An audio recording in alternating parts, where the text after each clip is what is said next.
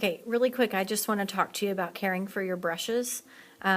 Basically, when you have your brush in water, especially these brushes, if you leave them like this or like, sitting in there, that will make the bristles become kind of deformed.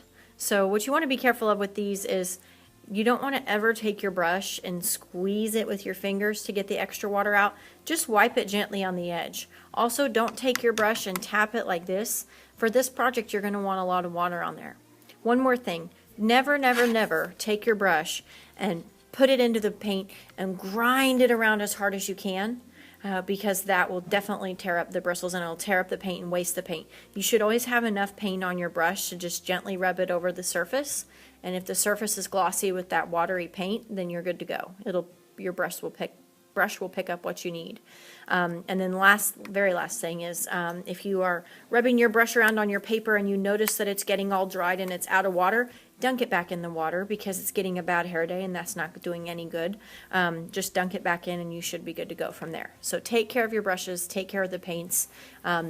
You should never rub the surface of the paint. Just be careful. Don't close the lids also because that will definitely make them stay too wet, too soggy. So just leave them open when you're carrying them. Just be careful not to spill.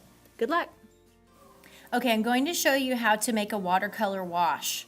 A wash just means that you're creating a wet surface and then you're adding color to that wet of your paper.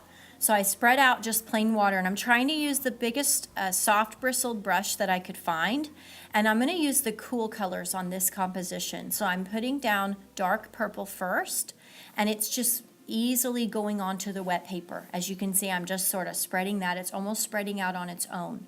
So I keep getting my brush wet, keep getting the paper wet, and then I'm going to grab a little bit more paint. Now I'm going to switch to the blue paint, and I'm going to let those two colors kind of mix on my paper so that it's sort of like a purplish blue color.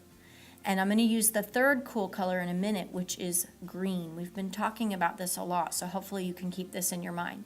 Now for this painting, if you'd rather do the hot colors, that's fine. I just wanted to demonstrate with the cool colors. So here goes my green, and I'm going to add even more purple.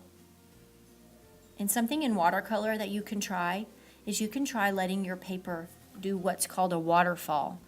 And I'm going to do that in a minute. I'm going to tilt my paper up so that where the paint's really thick, it's going to kind of start to drip down. I think that looks so cool. And I'm not going for a perfect solid purple. I'm kind of letting all these colors run together. So that's a really cool way to do it. And you can't really do that with anything but watercolor, which is what I love about it.